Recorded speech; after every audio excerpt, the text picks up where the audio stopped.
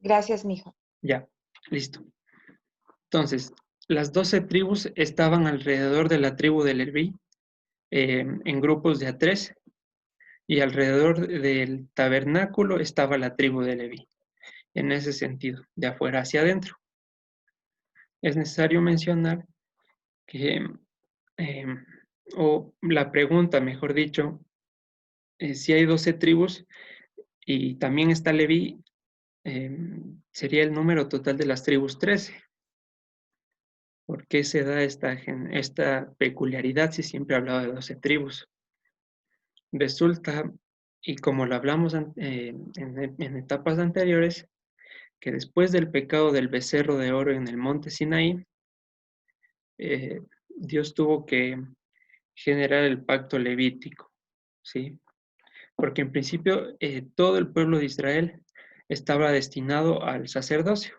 Me serán un pueblo de sacerdote y de gente santa, como lo vimos. Pero sucede que a partir del pecado del becerro de oro, eso se cambia y Leví queda establecido como sacerdocio. Entonces, esta tribu de Leví representaba el ideal para el pueblo de Israel, era el modelo a seguir. Por eso estaba en el centro de las 12 tribus. No era tomada, contada entre las 12 porque era el ideal, ¿sí? Después, con el pasar del tiempo, con lo que sucedió en Pentecostés, allá en Hechos 2, es que se vuelve a retomar la idea original de que seremos un pueblo de sacerdotes y es lo que habla el apóstol Pedro en su carta. Ahora somos linaje escogido, real sacerdocio, edificados en la piedra, que desecharon los edificadores, ¿sí? Entonces, para entender la idea,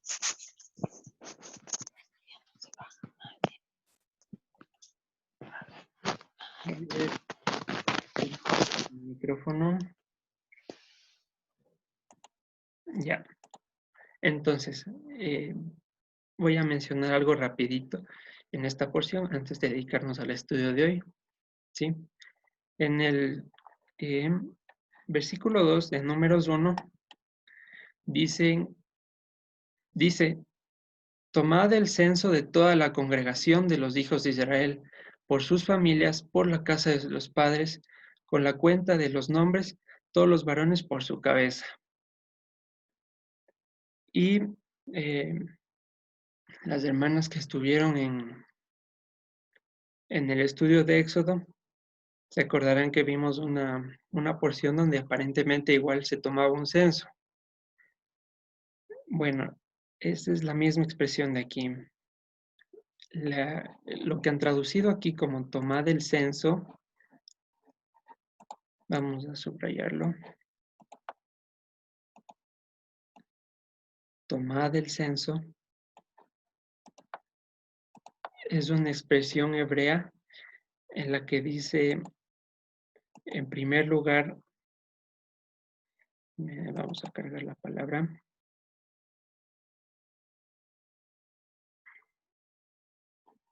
Nasá, que es de elevar, y en vez de censo es Rosh, que significa cabeza, ¿sí?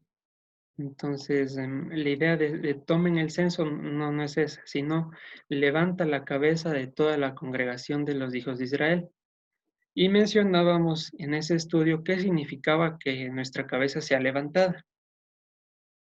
En conjunto con el Salmo que dice, alzaré mis ojos a los montes, Salmo 121, el hecho de que nosotros levantemos la cabeza implicaba el recibir la luz del Padre, es decir, recibir la iluminación para que yo pueda empezar a servirle.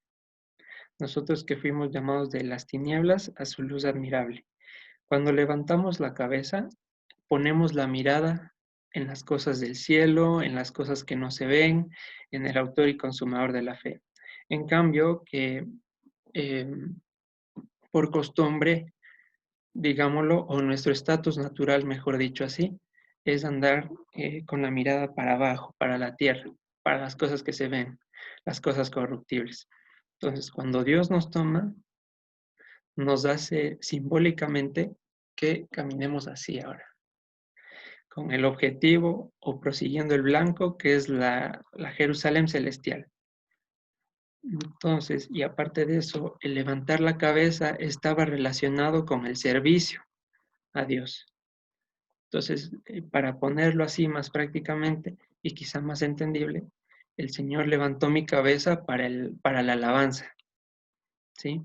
El Señor levantó la cabeza de Galito para la pastoral. El Señor levantó la cabeza, ya sí, de los hermanos de los que les ha puesto a servir. Entonces, nuevamente repito, aquí no aparece tomen el censo de toda la congregación, sino levanta la cabeza de toda la congregación de los hijos de Israel por sus familias, por las casas de sus padres, con la cuenta de los nombres, todos los varones por sus cabezas.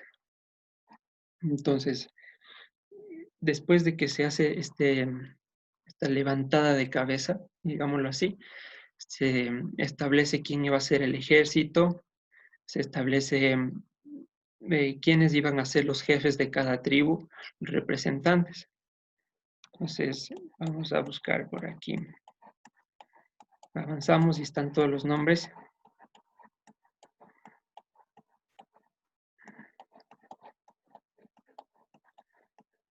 Déjenme ver. Vamos al versículo 49.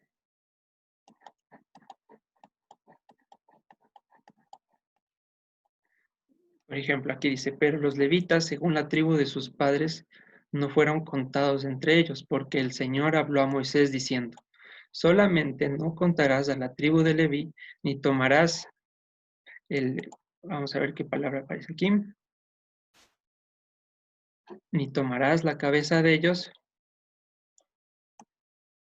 entre los hijos de Israel, sino que pondrás a los levitas en el tabernáculo del testimonio, sobre todos sus utensilios y sobre todas las cosas que le pertenecen. Ellos llevarán el tabernáculo y todos sus enseres, y ellos servirán en él y acamparán alrededor del tabernáculo. Y cuando el tabernáculo haya de trasladarse, los levitas lo desarmarán, y cuando el tabernáculo haya de detenerse, los levitas lo armarán, y el extraño que se acercare morirá. ¿Sí? Entonces, repito, en esos primeros capítulos se da la distribución de tareas, los que van a ir al ejército, los jefes de cada tribu, eh, los levitas, de qué sector se iban a encargar los levitas. Dentro de los levitas había 4 familias, que era la de Moisés, los hijos de Moisés, Gersón, Merari y Keat, ¿sí? Estos estaban distribuidos, 4 familias, de los cuales la principal o el jefe de los levitas era la familia de Moisés y Aarón. Los hijos de Aarón estaban encargados de la supervisión, tanto como Aarón siendo el sumo sacerdote, ¿sí? Entonces, de esto más o menos y resumidísimamente va hablando Números capítulo 1 al versículo 4. Centrándonos en nuestro estudio del día de hoy, vamos a avanzar hasta el capítulo 4, versículo 21, por favor. Y aquí se centra nuestra porción de hoy. Sí. Números 4:1. Nuevamente dice, toma la cuenta de los hijos de Coat. En vez de toma la cuenta, es levanta la cabeza, la misma expresión, la mismita, levanta la cabeza de los hijos de Coat. Los hijos de Coat son una de las familias levíticas, una de las 4, ¿sí? Entre los hijos de Leví por sus familias según la casa de sus padres. La porción de hoy se llama Nasó, que viene del verbo de la primera palabra que se llama Nasá, levantar, ¿sí? Entonces, ¿qué vamos a estar viendo hoy? Hoy nos vamos a centrar, la temática del estudio va a girar en torno al liderazgo bíblico, las características que tiene que presentar una persona que ha sido levantada a la cabeza de parte de Dios o a su vez una persona que procura ejercer una posición de liderazgo, ¿sí? Entonces vamos a leer versículo 2. levanta la cabeza de los hijos de Coad, de entre los hijos de Leví, por sus familias, según la casa de sus padres, de edad de 30 años arriba hasta 50 años, todos los que entran en compañía para servir en el tabernáculo de reunión o el tabernáculo de la cita, ¿sí? Y para leerlo, para enterarnos nada más, el oficio de los hijos de Coat en el tabernáculo de reunión, en el lugar santísimo será este. Cuando haya de mudarse el campamento, vendrán Aarón y sus hijos y desarmarán el velo de la tienda y cubrirán con él el arca del testimonio. Y pondrán sobre ella la cubierta de pieles de tejones y extenderán encima paño de todo azul y le pondrán sus varas. Y bueno, de aquí nos vamos hasta el versículo 22.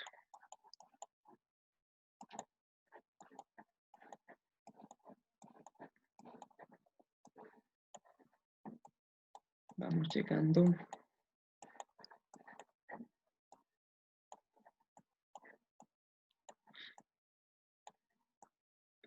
Entonces aquí, en cambio, se levanta la cabeza de los hijos de Gersón, de otra de las familias levíticas. Aunque dice toma también el número, corríjanlo en sus Biblias y entendamos hoy que es levantar la cabeza y la implicación eh, que, mm, que acabamos de anotar, que levantar la cabeza significa el recibir luz y también ponerse al servicio del Señor. Entonces, cada vez que dice levanta la cabeza, les da el encargo de la actividad que iban a realizar la determinada familia levítica. ¿Sí? Entonces, aquí vamos a ver algo. En el versículo 49, todo el capítulo se va repitiendo esta figura de los encargos, a cada familia le dice lo que va a hacer, y aquí viene la clave. Como lo mandó el Señor por medio de Moisés, fueron levantados cada uno según su oficio y según su cargo, los cuales contó él como le fue mandado, los cuales encargó él como le fue mandado. Entonces, primero vamos a entender quién es el único que levanta o quién se encarga de poner el servicio, de hacer que una persona sirva, es el Señor mismo. No existe curso, no existe seminario, no existe preparación que equivalga a eso. Si es que el Señor no pone el sello de calidad para una persona, si es que el Señor no manda que sirvamos, en vano podemos hacer 100,000 cursos que nunca va a ser suficiente. En cambio, si el Señor nos llama, nos levanta nuestra cabeza, la competencia va a venir inmediatamente. Por supuesto, no quiere decir que nos dejemos de preparar, pero entendamos quién es el que levanta nuestra cabeza. Segundo punto interesante, y se fueron contados cada uno según su oficio. Este oficio, más correctamente, entiéndase como el servicio que iba a dar a una persona, la labor que iba a ejercer. Sí, bueno, se entiende básicamente lo mismo, pero es necesario puntualizar que es servicio. Y según su cargo. Aquí, cargo, si lo leemos así, se entiende como que los jefes de cada tribu tenían una posición de preeminencia, un cargo en el que podían mandar a los demás, en el que podían dar las órdenes que fueran necesarias para el bien de la tribu. Más correctamente, cargo es su carga, solo una A de diferencia. Pero ¿cuál es la diferencia? Que cuando decimos carga, es lo que va a llevar cada persona. En cambio, cargo suena más a una denominación, el puesto, algo terrenal, y es algo de lo que nos habla Jesús. Vamos a ver Mateo 10, capítulo 42, para entender esto.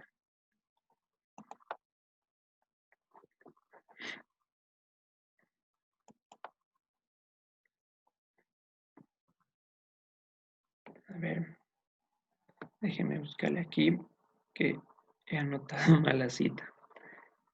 Entonces,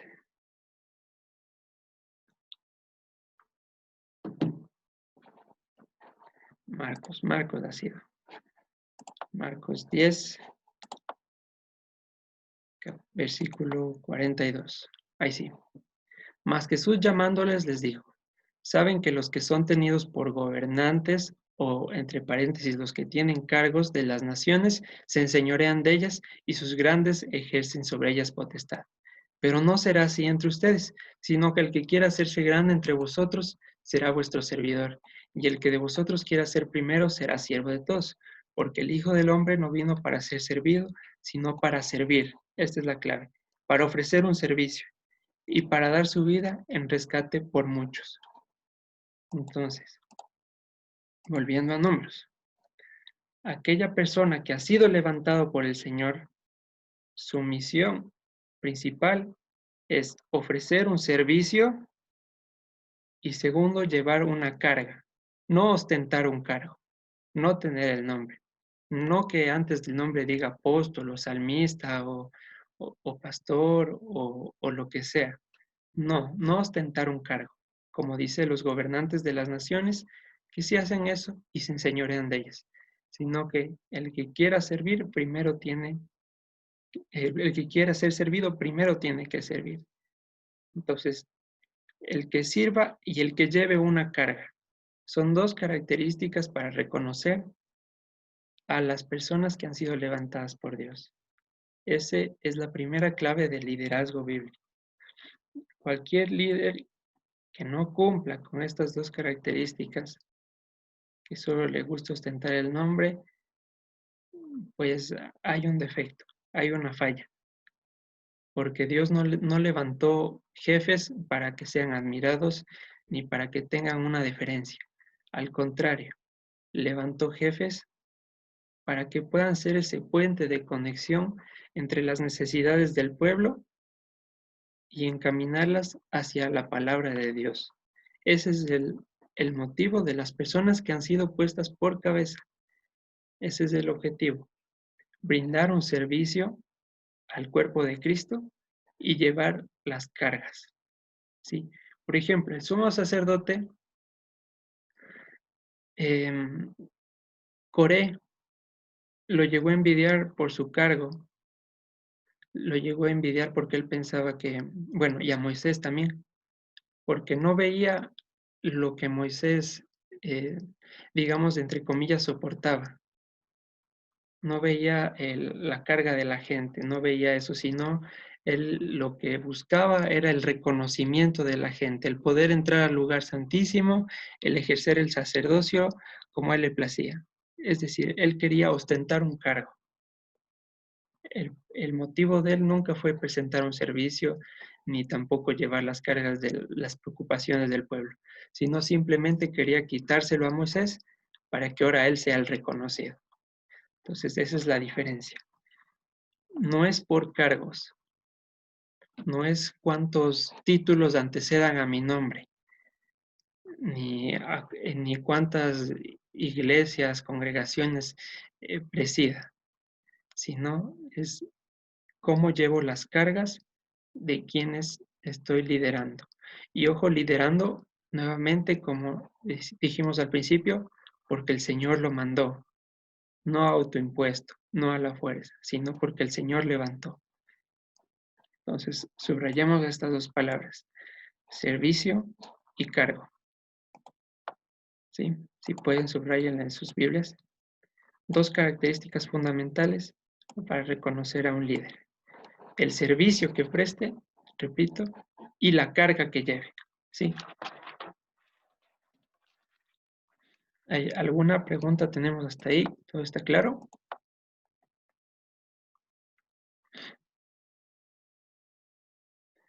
Si es así, vamos a seguir comentando. Entonces, este servicio y este cargo será impuesto por Dios. El apóstol Pablo, siendo constituido apóstol no por hombres, levantado la cabeza de la mano de Yeshua, no lo decía así para tener alguna preeminencia sobre los hermanos.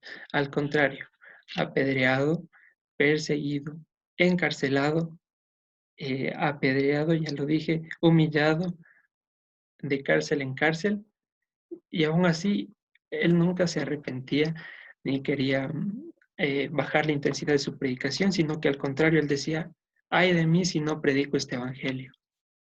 Es porque el Señor pone esa carga de que empecemos a servirle a Él para que demos frutos de santificación y ya no de ignorancia, como está escrito.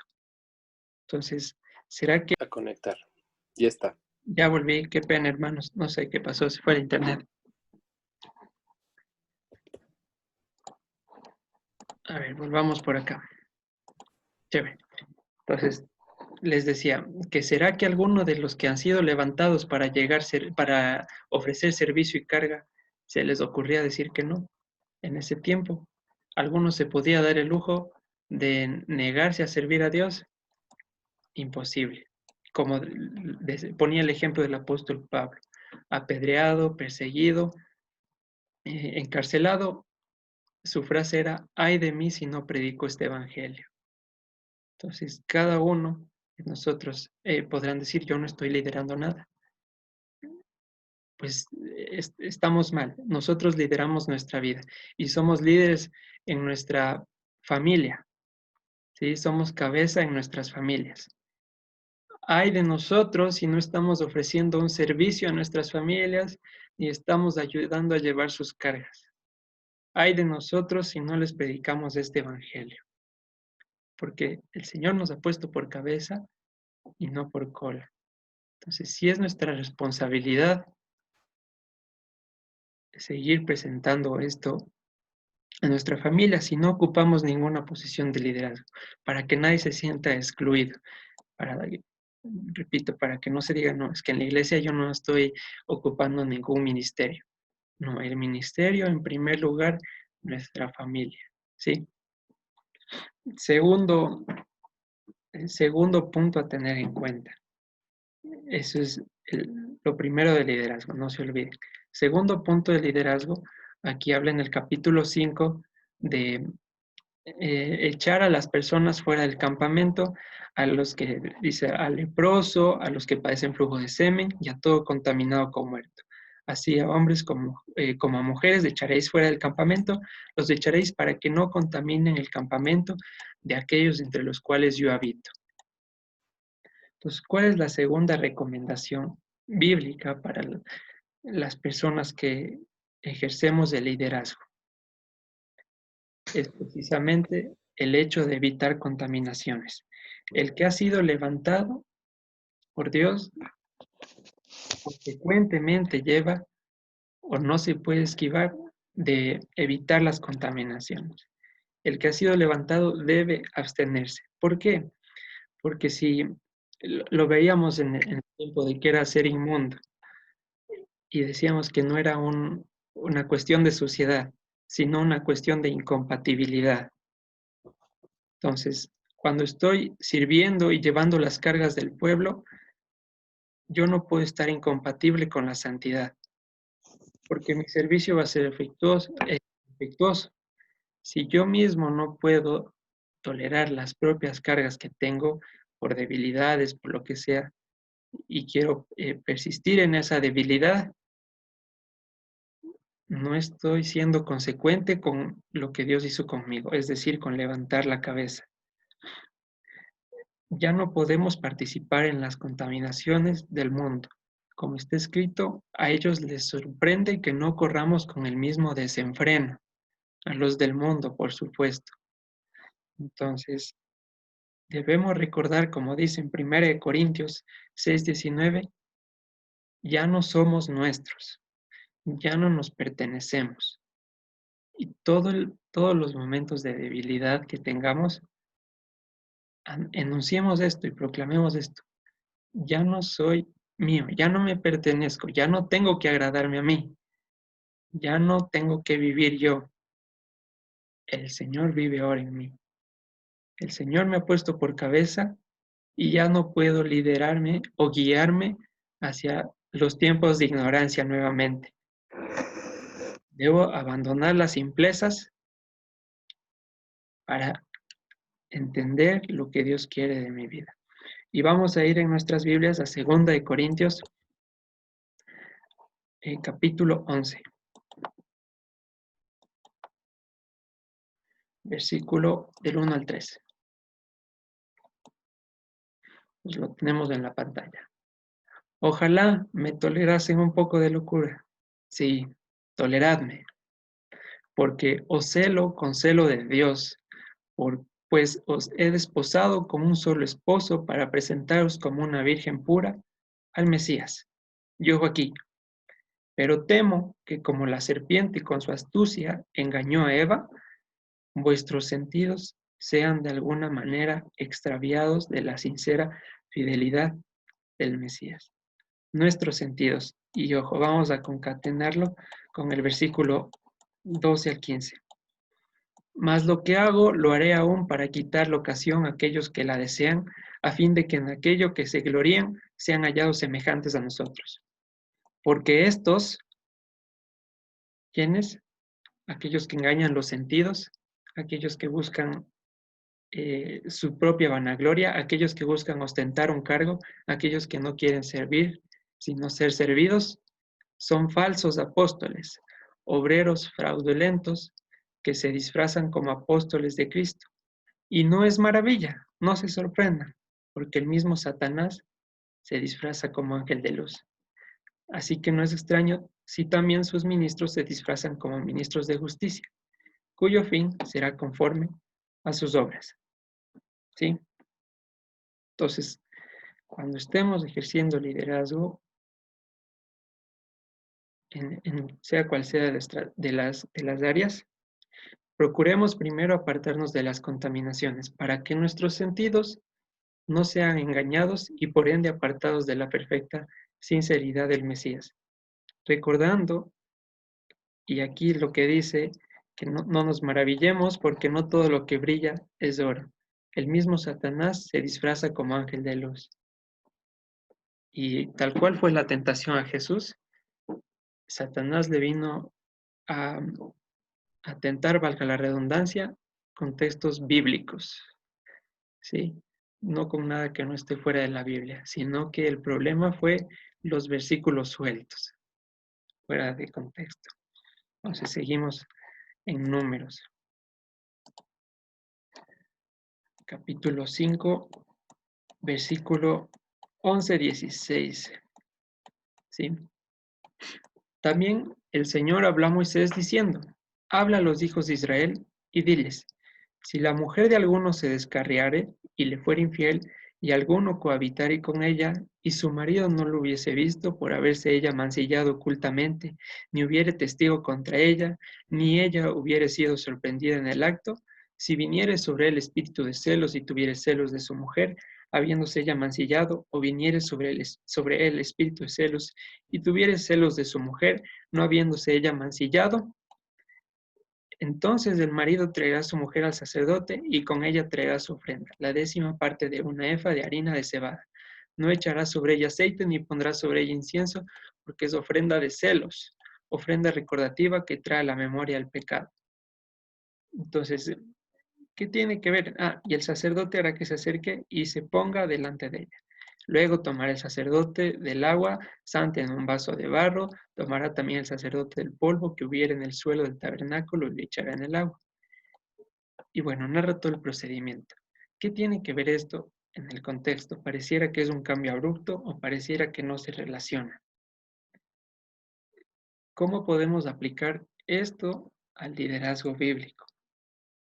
¿Sí? Primero, que un líder no puede estar dando de qué hablar en estos conflictos. Es natural que se puedan presentar estas situaciones, no la de los celos, y más aún por amancillamiento, es decir, infidelidades. Eso sí no es natural, pero eventualmente los líderes tendrán sus esposas, tendrán su vida familiar. La situación es aquí que hay un procedimiento para tratar estas cuestiones. Es decir, un líder no puede actuar por su ira.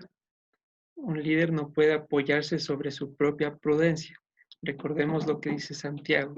Sobre la ira del hombre no obra la justicia de Dios. Entonces aquí en este caso del versículo no es que le hallé a mi mujer infiel y le mato a puñetes al, al amante y así hago justicia. No, de ninguna manera. El líder tiene que ajustarse al procedimiento, le guste o no le guste, sea en juicio a favor de él, ¿sí? Bueno, en la carne vamos a pensar quizá que es perjuicio, pero ¿quién más va a hacer justicia sino Dios? Un líder también se sujeta a los procedimientos. No solo ofrece servicio, no solo lleva una carga, no solo se aparta de las contaminaciones, sino que está dispuesto a sujetarse a los procedimientos. Entonces, no es que porque estoy en un lugar de preeminencia, nadie me dice nada, puedo hacer lo que quiera y lo que yo digo es la ley. Si es que está pegado a la palabra, en buena hora, pero es que si hay que rectificar, habrá que eh, presentar con mansedumbre la rectificación, ¿sí? Y ahora, ¿qué pasa con los celos? Vamos a leer en Santiago 3:16 una puntualización. ¿Cómo es que la Torah habla de los celos? Si en Santiago 3:16 nos dice lo siguiente: porque donde hay celos y contención, allí hay perturbación y toda obra perversa. Y allá en el versículo donde estábamos leyendo nos habla de una Torah de los celos, una ley de los celos. Entonces, ¿cómo entiendo? Una distinción es que el celo bíblico no es lo mismo que el celo del mundo. Los celos del mundo sí se basan en esto, en perturbaciones y en obras perversas. Los celos del mundo no defienden, como dice el apóstol Pablo. Le celo con celo de Dios. Los celos del mundo no son para defender, sino para destruir. Los celos del mundo no atacan, digamos, al que está invadiendo, sino atacan al que es invadido. En cambio, el celo de Dios protege del invasor. No sé si me explico. Digamos, en el caso de infidelidades, el celo de Dios o el celo del esposo correctamente tendría que ser contra la persona que está pretendiendo llevarse a la mujer. Ahora, en ese mismo caso, el celo del mundo sería el que hacerle problema a la mujer por algo que no está causando. Entonces, tal cual como el marido guarda a la mujer en Oseas 2, cuando menciona que pondrá camino de espinos y se pondrá en su valla vallado para que ella no vaya con sus amantes, para que no los encuentre. Ese es el celo de Dios, ¿sí? La protección, no la destrucción. Entonces, con, esa, con ese entendimiento, retomamos el anterior argumento. El líder tiene que sujetarse al correcto procedimiento para que se manifieste la justicia de Dios y no la justicia que yo quisiera hacer en mi carne. ¿Sí? Y también no puede dar de qué hablar. Ya vamos a ver también qué nos dice el Evangelio. Capítulo 6. Avanzamos en el capítulo 6. ¿Sí? Esto habla, en cambio, de los votos y específicamente habla del voto nazareo. Pues dice, habla a los hijos de Israel y diles, el hombre o la mujer que se apartare haciendo voto de nazareo para dedicarse al Señor, se abstendrá de vino y de sidra, no beberá vinagre de vino, ni vinagre de sidra, ni beberá ningún licor de uvas, ni tampoco comerá uvas frescas ni secas. Todo el tiempo de su nazareato, de todo lo que se hace de la vid, desde los granillos hasta el ollejo, no comerá. Todo el tiempo del voto de su nazareato, no pasará navaja sobre su cabeza hasta que sean cumplidos los días de su apartamiento al Señor. Será santo, dejará crecer su cabello. Entonces, nuevamente la pregunta, ¿cómo aplicamos esto a la cuestión del liderazgo bíblico? Un líder aquí es el que mantiene su palabra firme, el que no está variando respecto a las circunstancias. Como dice el Salmo, el que aún a pesar de recibir mal, no cambia su palabra. en el Salmo que dice, ¿quién habitará en tu monte santo? Vamos a leerlo. Eso está en el Salmo 15. Busquémoslo por aquí.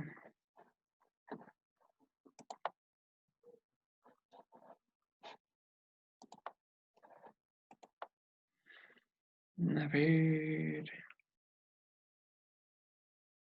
Aquí está, versículo 4. El que aún jurando en daño suyo, no por eso cambia. Una característica del líder aquí en Números, llevándola a la cuestión del voto, en el contexto, nos dice que el que esté liderando se tiene que encargar de que su palabra sea sí, sí o no, no. No puede estar en vaivenes, no puede estar fluctuando entre opiniones. ¿Sí? Dice Santiago que el que es inconstante en sus caminos, el hombre de doble ánimo, más bien dicho, es inconstante en todos sus caminos, como la marea. Un rato sube y al otro rato desaparece. No, un líder no tiene que ser así. Y en el caso del voto, es que Dios no necesita que hagamos votos. El voto lo hacemos porque lo proponemos en nuestro corazón, de modo que no puede ser hecho a la ligereza. Si nos lo proponemos, tiene que hacerse así. Y eso dice Eclesiastés capítulo 5. Eclesiastés capítulo 5, versículo 2. No te des prisa con tu boca, ni tu corazón se apresure a proferir palabra delante de Dios, porque Dios está en el cielo y tú sobre la tierra. Por tanto, sean pocas tus palabras. Como lo dijo, como lo dice en el Evangelio, que tu hablar sea sí, sí y no, no. No estés jurando sobre el cielo, sobre la tierra, sino más bien pocas palabras y muchos hechos. Un líder no va a ser característico por la sabiduría que salga de su boca, sino por sus frutos los conoceréis, ¿sí? Para que no sean personas que honran de labios para afuera, sino que desde el corazón se note esa intención. Santiago 5:17, justo hoy el libro de Santiago se apega mucho. Ahí es el versículo 12. Pero sobre todo, hermanos míos, no juréis ni por el cielo, ni por la tierra, ni por ningún otro juramento, sino que vuestro sí sea sí y vuestro no sea no, para que no caigáis en condenación. Entonces, cuando nosotros damos palabras muy a la ligera y somos muy habladores y luego estamos cambiando de parecer, ahí sí entramos en juicio para Dios, ¿sí? Porque pusimos su nombre por delante, le pusimos a Él por garante. Y al nosotros estar incumpliendo, damos una apariencia para con los de afuera de que Dios es mentiroso. Y es lo que nos dice Primera de Timoteo, capítulo 3, versículo 7. También es necesario que tenga buen testimonio de los de afuera, para que no caiga en descrédito y en lazo del diablo. Entonces, estoy con los gentiles, con las personas no acercadas a Dios, porque aún no ha sido el tiempo, porque no les ha llamado como sea. Y yo con ellos empiezo a dar testimonio de que soy mentiroso. Empiezo a incumplir mis palabras, empiezo a ser de doble ánimo, empiezo a ser inconstante en mis caminos. Entonces, en primera, ellos no van a decir, bueno, en primera ellos van a decir, qué falso este hombre, qué poca palabra. Pero lo que realmente van a decir es, si esa persona cree en Dios y así actúa, prefiero quedarme como estoy, ¿sí? Y van a blasfemar el nombre del Señor. Entonces, un líder tiene que preocuparse con su testimonio para los de afuera y no es que con los de adentro entonces sí puedo mentir, para nada. Eh, Tanto más afuera, mucho más con los de adentro, entendiendo que Cada uno somos tabernáculo del Señor. Lo vimos en anteriores estudios. Entonces, ¿qué nos quiere decir aquí? El líder tiene que ser pocas palabras y muchos hechos. Avanzamos. Aquí tenemos la bendición arónica. Siempre vamos a leerla. Habló el Señor a Moisés diciendo: Habla a Aarón y a sus hijos y diles: Así bendeciréis a los hijos de Israel. El Señor te bendiga y te guarde. El Señor haga resplandecer su rostro sobre ti y tenga de ti misericordia. El Señor alce sobre ti su rostro, expresión parecida a la que vimos, y ponga en ti paz. Y pondrán mi nombre sobre los hijos de Israel, y yo los bendeciré. ¿Sí? Entonces seguimos en el versículo 7. Otra característica para el liderazgo. Aquí el capítulo 7 habla de la dedicación del tabernáculo, la preparación del templo, los utensilios, los panes, la mesa y los elementos que vimos en anteriores ocasiones. Entonces, dice: aconteció que cuando Moisés hubo acabado de levantar el tabernáculo y lo hubo ungido y santificado con todos sus utensilios, asimismo ungido y santificado el altar y todos sus utensilios, entonces los príncipes, nuevamente, no, no se debe entender así porque príncipe suena un cargo ostentoso. Príncipe suena como que todos los que están debajo por mí, o todos mis súbditos, o algún cargo de eminencia. En la palabra príncipes es la misma de nací, esta de aquí. Nací es exaltado, un rey, un jeque, pero este nací viene de la misma palabra nasá, de levantar, de llevar una carga. Entonces, podemos dejarle como príncipe, pero entendiendo que príncipe no es el que se sienta a exhibirse ni a dar órdenes, sino príncipe es el primero que tiene que estar sirviendo. Entonces, lo voy a leer así para que quede la idea más clara. Entonces, los que llevan la carga de Israel, los jefes de las casas de sus padres, los cuales eran los que llevan la carga de las tribus que estaban sobre los contados, ofrecieron y trajeron sus ofrendas delante del Señor, 6 carros cubiertos y 12 bueyes por cada 2 príncipes, un carro y cada uno un buey, y los ofrecieron delante del tabernáculo. Entonces, ¿qué nos está enseñando aquí? Que no tiene sentido levantar iglesias o congregaciones si es que no hay cabezas levantadas por el Señor. ¿Por qué? ¿Qué va a pasar cuando se levanten congregaciones sin personas que hayan sido levantadas por el Señor? La consecuencia va a ser inmediata y va a pasar lo que pasó en tiempos de Jesús. Vamos a leerlo. Mateo capítulo 21, versículo 12. Esta es la consecuencia de levantar congregaciones sin personas que hayan sido levantadas por Dios, por lucro, falsos apóstoles. Y entró Jesús en el templo de Dios y echó fuera a todos los que vendían y compraban en el templo, y los volcó las mesas de los cambistas y las sillas de los que vendían palomas. Y les dijo: escrito está, mi casa, casa de oración será llamada, mas vosotros la habéis hecho cueva de ladrones. Esto es lo que vamos a subrayar. ¿Qué pasa si no se levantan cabezas y se levantan iglesias? Se construyen cuevas de ladrones. Y lamentablemente, alrededor de la historia, los ejemplos para hablar de esto de sobra. Y algunas personas con las que he conversado dicen: yo no creo en los pastores porque son ladrones, porque solo se dedican a robar el diezmo de la gente. Vayan y trabajen y esas cuestiones. Entonces, por causa de unos, el descrédito para el resto, ¿sí? Y caído en condenación. Por ahí me contaba alguien que decía, había visto un anuncio en el periódico: se busca socio capitalista para levantar congregación. Entonces, ¿cuál es la motivación de levantar la iglesia? ¿Lucrar, obtener un diezmo para subsistir o servir?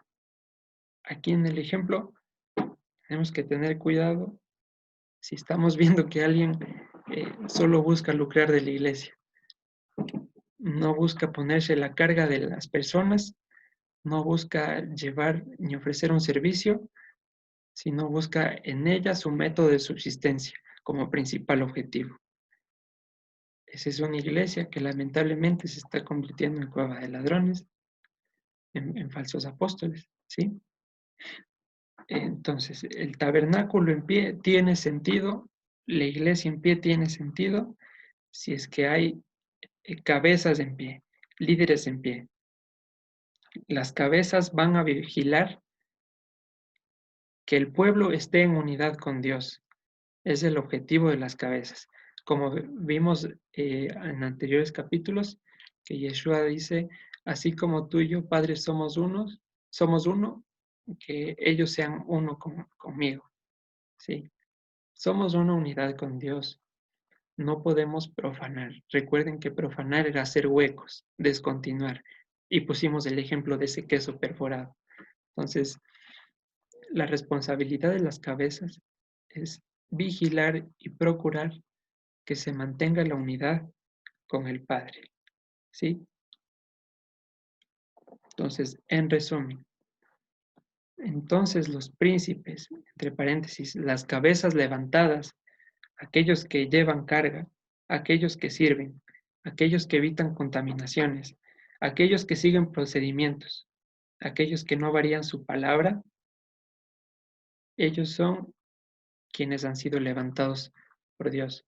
Nada que se hace pastores en 18 meses, aprenda a pastorear su iglesia con este curso de un año o cosas por el estilo. El Señor mismo es el que por su boca levanta las cabezas. Eso tengámoslo en claro. El sistema bíblico no es tener congregaciones numerosas. ¿Por qué? Porque la persona que esté de líder tiene que llevar y procurar servir a todos los de su congregación. Y si tiene una congregación de 1000, difícilmente se va a avanzar con todos. ¿Sí? Entonces, el pastor tiene que, o se tiene que definir hasta el momento en que pueda ejercer su servicio a toda la congregación y también, por supuesto, ayudado con cabezas. Pero si es que el objetivo es solo crecer, crecer, crecer, crecer como espuma, como en algunas congregaciones, pues, ¿de qué sirve tener 10,000 si no hay ni 10 firmes? ¿Sí? Entonces, el énfasis es en las cabezas levantadas, no en las iglesias levantadas. Y también no todos somos llamados a servir. Algunos son llamados a ser servidos.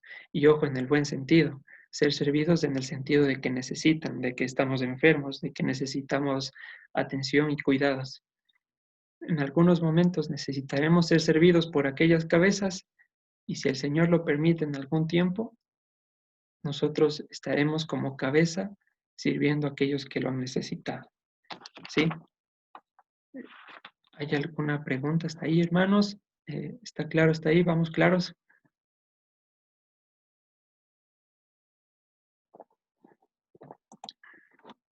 ¿Seguimos despiertos? Sí, Carlitos, está claro.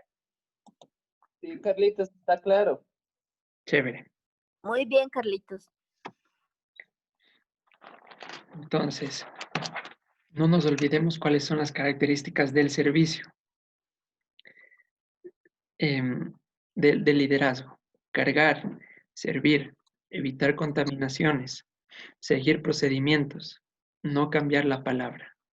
Estas cosas no se obtienen en seminarios, no hay cursos para esto. Se obtiene de la experiencia de enfrentar al mundo de la mano de Dios. ¿Sí?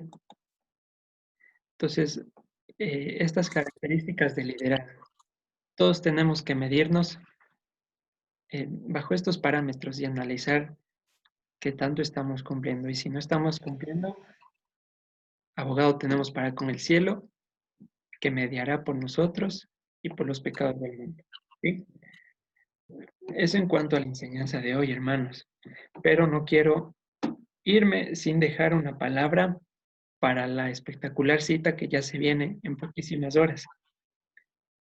Vamos a buscar Deuteronomio. Nos vamos a saltar del libro Deuteronomio 16, versículo 16. ¿Sí? Cuando entendí esto, pude tener mucho descanso.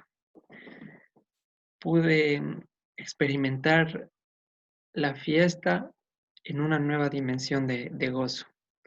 Y dice así: 3 veces cada año aparecerá todo varón tuyo delante del Señor tu Dios en el lugar que Él escogiere.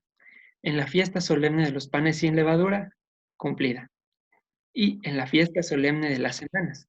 Esta es la que se viene en pocas horas. Y en la fiesta solemne de los tabernáculos. ¿Sí? Y ojo, aquí viene la clave. Y ninguno se presentará delante del Señor con las manos vacías. ¿Cómo es esto de que ninguno se presentará delante del Señor con las manos vacías? ¿Qué podemos ofrecerle a Dios que fuere suficiente? ¿Con qué vamos a llenar las manos si es que Él no las llena? Nadie puede dar de lo que no tiene. Entonces, ¿cómo es esto? ¿Cómo entendemos lo de las manos vacías? Ninguno se presentará delante del Señor con las manos vacías. Las citas del Señor o las fiestas no son para que nosotros le vayamos a ofrecer cosas. Nosotros no le vamos a dar nada al Señor. Al contrario, es Él quien nos entrega dones y regalos espectaculares. Y es por eso que no sé por qué razón, pero está mal traducida esta parte de aquí. Ninguno se presentará delante del Señor con las manos vacías. ¿Por qué? Lo que realmente quiere decir es ninguno. A ver.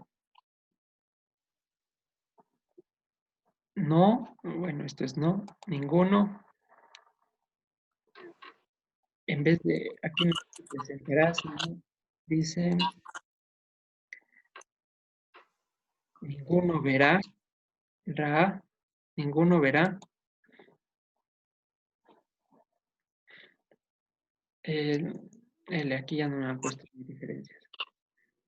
A ver, déjenme ver por acá el versículo, el mensaje, que no parezca que me estoy inventando ni que estoy cambiando las palabras por gusto. A ver, pongámosle por aquí.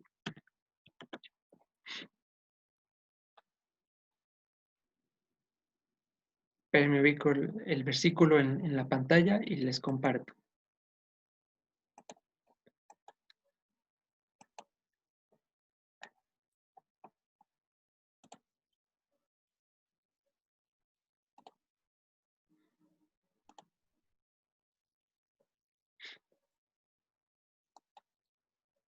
A ver, ya. A ver, vamos a poner por aquí, compartir. Listo. Entonces, en nuestras Biblias traducen, y nadie se presentará con las manos vacías delante del Señor. Lo que realmente dice, voy a silenciar el micrófono de alguien. Ya. Lo que realmente dice es, nadie verá el rostro, esto es rostro de Dios vacío. Nadie verá el rostro de Dios vacío. ¿Por qué pusieron nadie se presentará con las manos vacías? No lo sé. Pero si queremos citar la Biblia, sepamos de antemano que no dice ninguno se presentará delante del Señor con las manos vacías. Sencillo, porque nosotros no tenemos nada que darle. Salmo 50. Si yo tuviera hambre o sed, ¿te estaría pidiendo algo yo? ¿No soy dueño yo de los animales y de las bestias? No, nosotros no vamos a ofrecer nada. Nosotros vamos a completarnos en Él en sus fiestas. Él es el dueño, Él es el que invita y Él es el que paga, ¿sí? Aunque se puede decir que nunca se va a ninguna fiesta sin regalo o cosas por el estilo, pero no, este no es el sentido del versículo. Ninguno verá el rostro de Dios vacío. Quiere decir que, y lo damos testimonio, yo lo doy testimonio al menos, en las anteriores citas, a veces hemos alcanzado con las justísimas a preparar la alabanza y que decimos, ojalá no salga mal, pero ese día, de una manera increíble, maravillosa, todo sale extremadamente perfecto, de una manera sobrenatural, entonces sabemos que es Dios quien lo hace. E igual en todos los servicios que se hacen en los días de las fiestas, presentaciones, danzas, palabra, alimento, siempre avanza, y no solo avanza con las justas, sino que sobra en demasía. Y es por esto, porque cuando vayamos a encontrarnos con Él en sus citas, no vamos a encontrar su rostro vacío. Es decir, nadie va a decir, chuta, yo pensé que eran mejores las fiestas del Señor. Nadie. Porque Él como dueño y como invitado, como invitador, se encarga de que todos presenciemos esa experiencia sobrenatural, ¿sí? Que no depende de nosotros, no depende de lo que ofrezcamos, sino de cómo nos va a llenar Él con su espíritu para que podamos experimentar su presencia, ¿sí? Y esto se une con el Salmo 16, versículo 11.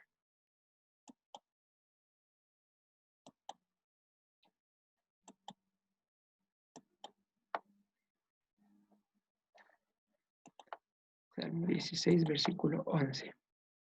Me mostrarás la senda de la vida. En tu rostro hay plenitud de gozo. Pero aquí no sale la palabra rostro. No le ponen la cita.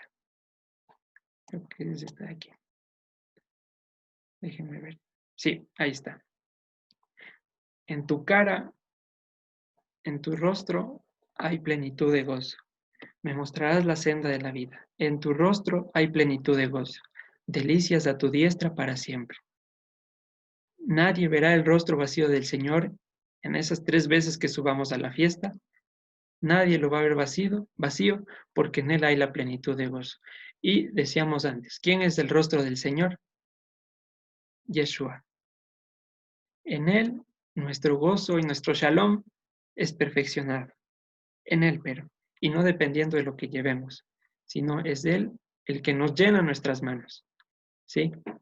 Entonces, como dicen Filipenses, regocíjense en el Señor. Otra vez les digo, y por favor, hermanos, esta tarde que inicie la cita, cualquier preocupación, cualquier situación, sea puesta a los pies del Señor y pidámosle, clamémosle que nos permita hallar ese gozo que solo puede ser hallado en su rostro.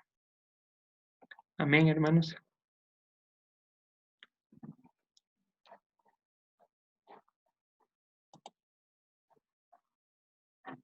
Con esto, ahí sí terminamos la enseñanza de hoy. Gracias, Carlitos. Pregunta. Sin embargo, debemos presentar primicia. Sí, casi me olvido. No estamos exentos, por supuesto, de presentar debidamente la ofrenda para las fiestas. No quiere decir que ya no tenga que llevar ni presentar nada.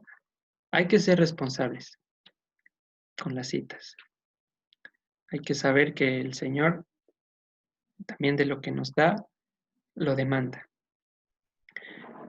Pero el énfasis principal de ese versículo no es lo que vayamos a dar, sino es lo que vayamos a recibir. ¿Sí? Sabiendo que en Yeshua se cumplieron todos.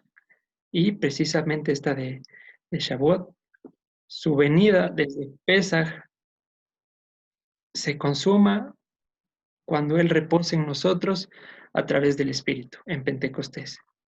Es decir, el proceso de su venida, lo que se llama como primera venida, empieza en Pesaj y se concluye en Pentecostés. Él es nuestros primeros frutos y también nuestra primicia. ¿Sí? Entonces, en Él hallamos la plenitud de gozo, no por lo que vayamos a dar, sino por lo que Él ya nos dio. ¿Sí? Damos porque Él nos dio, le amamos porque Él nos amó primero. Así es. Vamos Amén. porque Él nos llevó, no porque nosotros le encontramos. ¿Sí? Entonces, Amén. en esta cita de hoy tarde, hermanos, con los mejores atavíos del corazón, para que lo del interior refleje al exterior. ¿Sí? Bendecido Shabbat a todos, disfrutemos en el descanso que Él nos ofrece, reposemos en su paz y si estamos cansados, si estamos trabajados, afligidos, acerquémonos a Él, que su yugo es fácil y ligera su carga. ¿Sí? Un abrazo con todos. Vamos a despedirnos con alabanza y finalmente con oración. ¿Sí? Amén.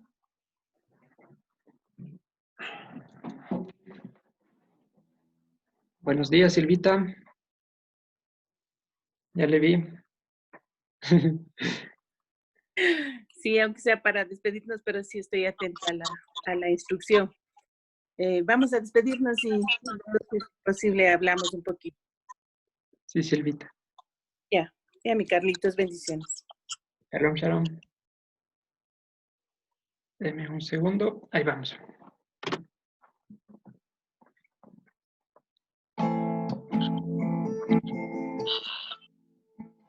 Un ejército acampe contra mí, no temeré.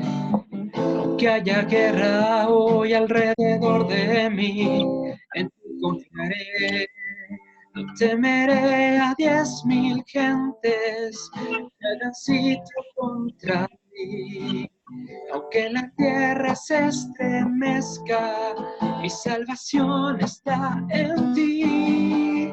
Porque tú eres mi escudo, tú mi Fortaleza.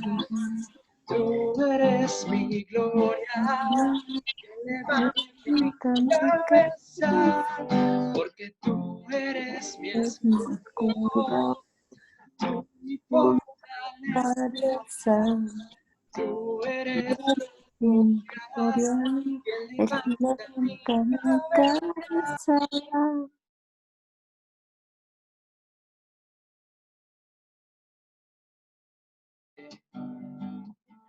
Que mi corazón estremecido esté, en ti confiaré, no temeré a ningún hombre que se junte contra mí. Tú eres mi Dios, mi fortaleza, mi salvación está en ti, porque tú eres mi escudo, tú mi fortaleza. Tú eres mi gloria, quien levanta mi cabeza, porque tú eres mi escudo, tú mi fortaleza, tú eres mi gloria, quien levanta mi cabeza. Levántate y sálvame. Levántate y sálvame. Levántate y sálvame. Levántate y sálvame. Porque tú eres mi escudo, tú mi fortaleza. Tú eres mi gloria, quien levanta mi cabeza, porque tú eres mi escudo, tú mi fortaleza.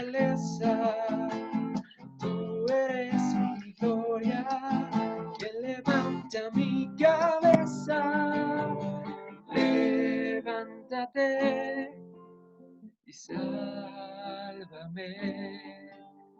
Levántate y sálvame.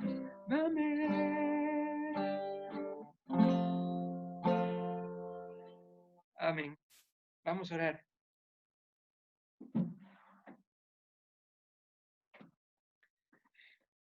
Señor Yeshua, muchas gracias por amarnos primero, gracias por acercarnos al Padre, gracias por llevarnos hacia ti mismo. Gracias porque nos compraste con un precio inalcanzable y ahora te pertenecemos absoluta y totalmente. Te pedimos que nos guíes en tu shalom para que en la tarde de hoy podamos hallar la plenitud del gozo. Que guiados por tu palabra, por tu ley, que ahora está manifiesta en nuestros corazones por el regalo del Espíritu, justo en un día como hoy, pero hace muchos años, podamos tener ese encuentro natural, ese encuentro personal contigo.